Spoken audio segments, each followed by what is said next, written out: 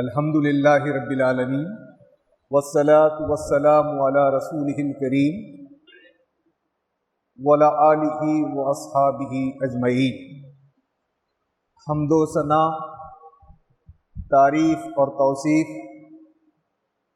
بزرگی اور بڑائی اللہ بزرگ و برتر کے لیے ہے۔ درود و سلام، بے شمار رحمتیں ہوں انبیاء علیہ السلام پر، مرسلین پر، اور خصوصیت سے خاتم النبیین سید المرسلین حضرت محمد مصطفیٰ صلی اللہ علیہ وسلم پر۔ حاضرین اکرام، امت مسلمہ اس دنیا میں ایک بڑے کام کے لیے بنائی گئی۔ مسلمانوں کا وجود سارے انسانوں کے درمیان ایک بہت بڑے کام کے لیے ہے۔ وہ کام یہ ہے کہ امت مسلمہ سماج میں نیکیوں کے لیے، بھلائیوں کے لیے، اچھی باتوں کے لیے، بھلی باتوں کو عام کرنے کے لیے، بری باتوں سے، نقصان دہ باتوں سے، غلط قسم کی باتوں سے سارے انسانوں کو بچانے کی کوشش کا نام امت مسلمہ۔ امت مسلمہ سارے سماج میں، سب انسانوں کے درمیان میں اللہ بزرگ و برتر کے، خالق ارض و سما کے پیغام کو، اس کی بات کو، اس کی ہدایت پہنچانے کی ذمہ دار۔ یہ امت کے ذمے بہت بڑا کام ہے۔ مسلمان، امت مسلمہ سماج کے اندر انسانوں کے درمیان میں انصاف کو قائم کرنے کے لیے، عدل کو قائم کرنے کے لیے، ظلم کو مٹانے کے لیے، ناانصافی کو ختم کرنے کے لیے، یہ تمام باتیں قرآن مجید میں، احادیث مبارکہ میں تفصیل سے بیان کی گئی۔ امت مسلمہ ان کاموں کو انجام دینے کے لیے کیا طریقہ اختیار کرے؟ ہم عام طور پر حالات کو دیکھ کر کبھی ان حالات کی وجہ سے اپنی ذمہ داریوں کے بارے میں، اپنے فرائض کے بارے میں، اپنے کام کے بارے میں ایک قسم کی پریشانی محسوس کرتے ہیں کہ حالات موافق نہیں۔ حالات موافق ہو یا نہ موافق، تنگی ہو یا فراخی، سخت حالات ہو یا آسانیاں، ان سب میں اپنے اس فرض کو حاصل کرنے کے لیے جو چیز ہم مسلمانوں کے اندر پیدا کرنی چاہیے، ان اللہ یحب الذین یقاتلون فی سبیلہ صفا کأنہم بنیان مرصوص، کہ ان حالات میں اپنے فرائض کو انجام دینے کے لیے جو بنیادی خوبی پیدا ہونی چاہیے وہ صف بستگی ہے، وہ مل جل کر، صف بستہ ہو کر، ایک جٹ ہو کر، سیسا پلائی ہوئی دیوار بن کر وہ اپنے مقصد کو حاصل کرنے میں مشغول ہو۔ اگر ہمارے درمیان صفوں میں انتشار ہو اور فاصلے ہوں اور ہر آدمی، امت کا ہر فرد اپنا ایک الگ مقصد رکھے، اور یہ جو مقصد بیان کیا گیا کہ بھلائیوں کو، نیکیوں کو، اچھائیوں کو قائم کرنا، برائیوں کو اور نقصان دہ چیزوں سے روکنا، ان سب کاموں کے لیے ایک اہم چیز ہے وہ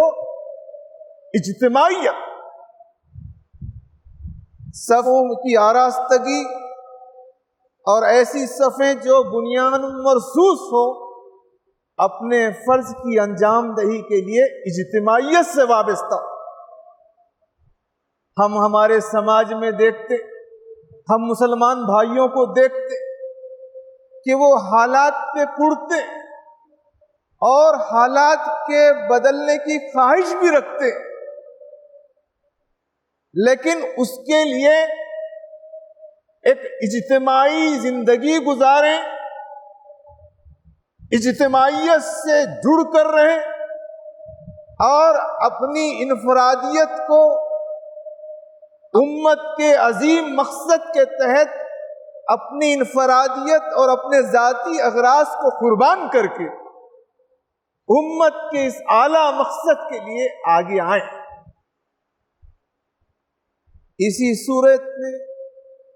سورہ صف میں آگے کہا گیا ہے، یا ایھا الذین آمنوا هل ادلکم علی تجارۃ تنجیکم من عذاب علیم تؤمنون باللہ ورسولہ وتجاہدون فی سبیل اللہ۔ حالات کیسے بھی ہوں، ان حالات کو بدلنے کے لیے جس دوسری خوبی کا ذکر، جس دوسری کیفیت کو حاصل کرنا ہے، وہ اہل ایمان کو بھی اپنے اندر ایمان کی طاقت میں اضافہ کرنا، اللہ پر ایمان، اللہ کے رسول پر ایمان۔ حاضرین، ہم کو اپنے اس ملک میں، اپنے اس سماج میں نیکیوں کو، بھلائیوں کو قائم کرنا ہو، برائیوں کو، نقصان دہ چیزوں کو ختم کرنا ہو، عدل اور انصاف کو قائم کرنا ہو، ظلم اور ناانصافی کو مٹانا ہو، اس کے لیے ضروری ہے کہ اللہ پر ایمان مضبوط ہو، رسول اللہ صلی اللہ علیہ وسلم پر ایمان مضبوط ہو۔ ایمان کے لیے ضروری ہے کہ اللہ بزرگ و برتر کا صحیح تعارف، اس کی قدرت کا، اس کی کمال کا، اس کی طاقت کا، اس کی صفات کا گہرا علم ہمارے اندر آئے، نبی صلی اللہ علیہ وسلم سے سچی محبت پیدا ہو، حضرت محمد مصطفیٰ صلی اللہ علیہ وسلم سے محبت، یہ ایمان کی سب سے خوبصورت قیمتی متاع ہے۔ جو مسلمان نبی صلی اللہ علیہ وسلم کی محبت اور عقیدت سے محروم ہے، اس کا سینہ ایک خالی سینہ، اسلام کا گہرا علم، اسلام پر گہرا ایمان کہ یہی دین حق ہے، اور اسی کے ذریعے سے ہم دنیا کے اندر ظلم کو مٹا سکتے ہیں، انصاف کو قائم کر سکتے ہیں۔ تو ایک اجتماعیت کی طاقت، ایمان کی طاقت، یہاں جو تیسرا ذکر ہے، تجاہدون فی سبیل اللہ باموالکم وانفسکم، جہاد، جد و جہد ہے، اور اپنے مال سے، اپنی جان سے اللہ کی راہ میں انصاف کو قائم کرنے، ظلم کو مٹانے، بھلائی کو عام کرنے، سچائی کو پھیلانے، نقصان دہ چیزوں کو ختم کر، اس کے لیے وہ جدوجہد کرے، جہاد کرے۔ تو موجودہ حالات میں اجتماعیت کی طاقت سے، ایمان کی طاقت سے، اللہ کی راہ میں جہاد کا لفظ سنتے ہی لوگ اس کو فائٹنگ یا جھگڑے کے تصور سے لیتے۔ جہاد کا مطلب اپنے مقصد کے لیے سب کچھ لگا دینا۔ اس لیے اپنے مال اور اپنی جان کا ذکر ہماری ذہن کی قوتیں،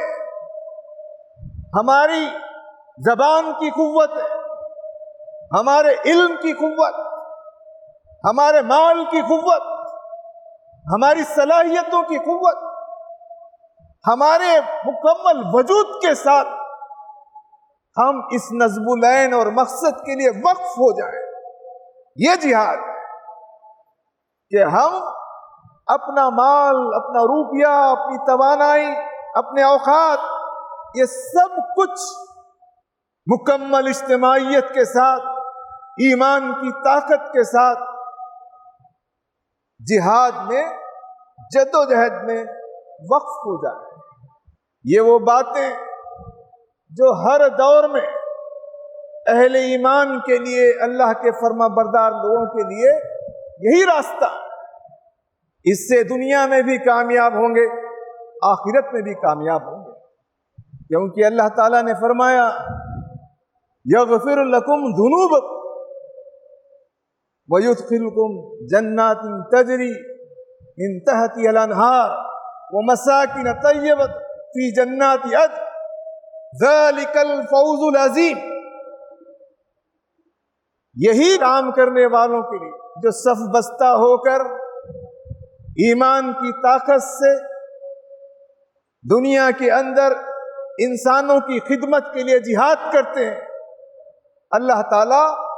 ان کے گناہوں کو معاف کریں گے اور آخرت میں جنت دیں گے، اور دنیا میں بھی انہی آیات میں آخر میں کہا گیا وَأُخْرَىٰ تُحِبُّونَهَا، اور وہ چیز جس کی تمہیں محبت ہے، نصر من اللہ وفتح قریب، کہ اللہ تعالیٰ کی طرف سے فتح وہ بہت جلد تمہیں حاصل ہو۔ تو دنیا کے اندر خوشحالی کے لیے، عروج اور اقبال کے لیے، سربلندی اور سرفرازی کے لیے، کامیابی اور اختیارات کے لیے یہی راستہ ہے، آخرت میں جنت کے حصول کے لیے یہی راستہ ہے۔ اس لیے ہم اپنے رویے کی اصلاح کریں، توبہ کریں، اور اپنے آپ کو اجتماعیت سے جوڑیں، اور ایمان کی تازگی کے ساتھ اللہ کی راہ میں انسانوں کی خدمت کے لیے، انصاف کے قیام کے لیے، سماج کی صالح بنیادوں پر تعمیر کے لیے جہاد میں حصہ لیں۔ یہی کامیابی کا راستہ ہے، دنیا میں کامیابی کا راستہ، آخرت میں کامیابی کا راستہ۔ اللہ تعالی ہمیں ان بنیادوں پر اپنی شخصیت اور اپنے امت